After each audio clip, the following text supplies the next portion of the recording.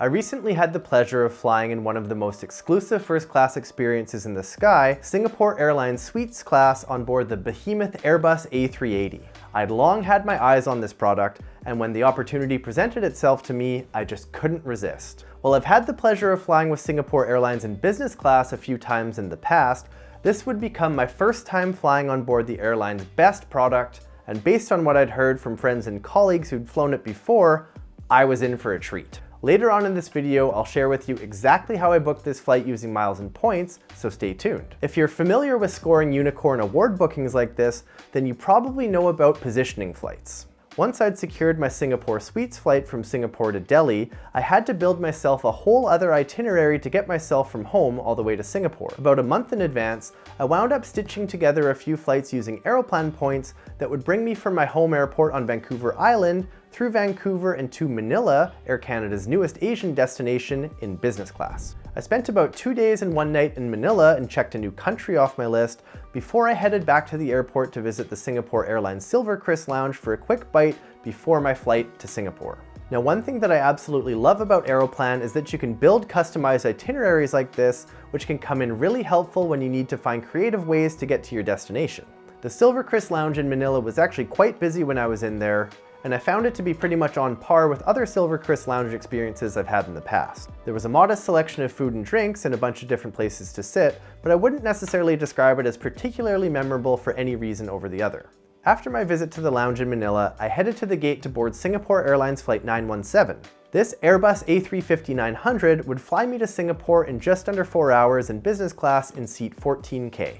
Based on previous flights that I've had, I knew that Singapore Airlines is excellent with its consistency in providing an outstanding flight experience from start to finish, and this flight was no different.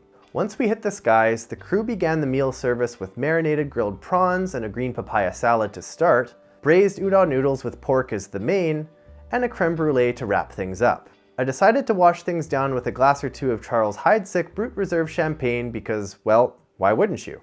If you ever get the chance to fly with Singapore Airlines in any class of service, I'd highly recommend you do it. As we pulled into the gate at Singapore Changi, there was an Airbus A380 parked right next to us, and I was marveling at its magnificence and stoked to fly it the next day. I spent around 24 hours in Singapore, crossing another country off my list, and then got spruced up and headed back to the airport the following afternoon. Singapore Airlines first class and suites class passengers have access to a separate entrance at the airport, and I had the luxury of being the only passenger in the first class check-in area when I arrived. The Singapore Airlines staff to TJ ratio was about 20-1, which I think is pretty good. Now, I love first class check-in areas like this, where you get to sit down, relax, and have the staff handle everything from luggage to ticketing and fielding any questions you may have. My Singapore Suites experience started off feeling very exclusive, and once I was all set with my fancy boarding pass, I headed into the terminal to have a quick look at the Jewel before walking through the private first class and suites class customs and up to the main lounge area. Suites class passengers have access to an ultra-exclusive lounge called the Private Room, which sits in a cluster of Singapore Airlines lounges. These days, there's a lot of talk about lounge overcrowding, but that wasn't a problem at all in the Private Room, which I had to myself for the first couple hours of my stay. It felt like I had my own personal lounge to use, complete with various sitting areas, a restaurant, nap rooms, shower rooms, and more. When I arrived in the Private Room, I was feeling a bit peckish and maybe even a little bit thirsty, so I made my way straight to the restaurant to toast the occasion of finally realizing one of my biggest flying dreams. No shortage of bubbles here, and that's exactly where I kicked things off with the 2013 Tétanger Comte de Champagne. After perusing the menu, I opted for a seafood stew to start, assorted satay for a main, and a mango salo pomelo for dessert. The lounge staff were polished, the food was excellent, and I felt like a kid in a candy shop. Well, maybe a kid in a champagne shop. Fortunately, I had a few hours to spend in the Private Room, so I wound up doing a little bit of work, I checked out the nap rooms, and then I headed over to the shower rooms to bathe in the airport, which is one of my favorite pastimes. There's also space for families in the Private Room, which is great to know as I hope to bring mine back here at some point in the near future. After my shower, there was time for one last glass of bubbles in the lounge before heading to the plane for, well, another glass of bubbles. After seeing so many videos and reading so many reviews of Singapore Airlines A380 suites, I was absolutely gobsmacked when I boarded the plane and I was shown just Suite 1F. I mean, look at this. In the suite, there's a recliner that swivels in all different directions, a handheld tablet to control the suite, noise-canceling headphones, a TV that pivots out from the wall, a Lalique amenity kit to which you can add items available in the gigantic bathrooms, a bed that pops out from the wall, and of course, a large menu.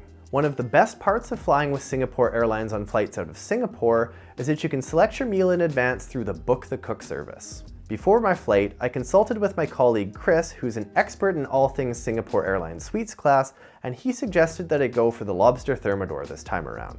So I did. But before we get to that, time for some more bubbles. Krug this time. Yum. One flight attendant confirmed my orders for the flight, another came around with a cool towel, which I clearly needed, and I had my Krug topped up one more time before we took off for Delhi. Once we were airborne, I checked out the bathroom at the front of the cabin.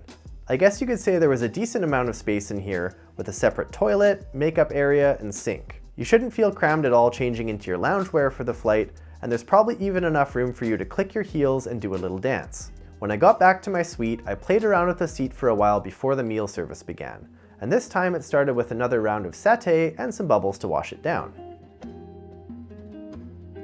I absolutely loved the sliding door on this suite, and I felt like I was in my own little apartment in the sky because, well, I was. What? Only 3 hours and 40 minutes remaining? If only flights like these could be the ones that get delayed. Next up, there's another staple of proper first class experiences, the caviar service, complete with all the fixing. Now for some reason I felt very compelled to point out the mother of pearl spoon here, and then I savored every bite of caviar while I indulged in a show and relaxed.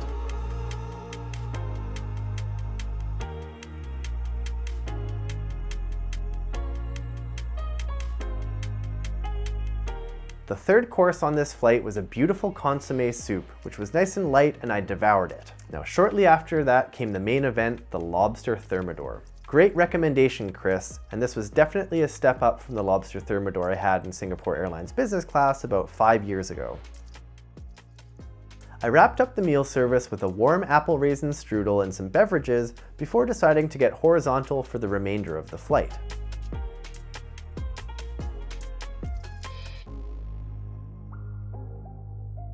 With a full belly, I struggled with the seatbelt a little bit and tucked myself into the beautifully made bed complete with 2 teddy bears as keepsakes for my son. I gotta say, this was probably the most comfortable bed I've experienced in the sky ever before.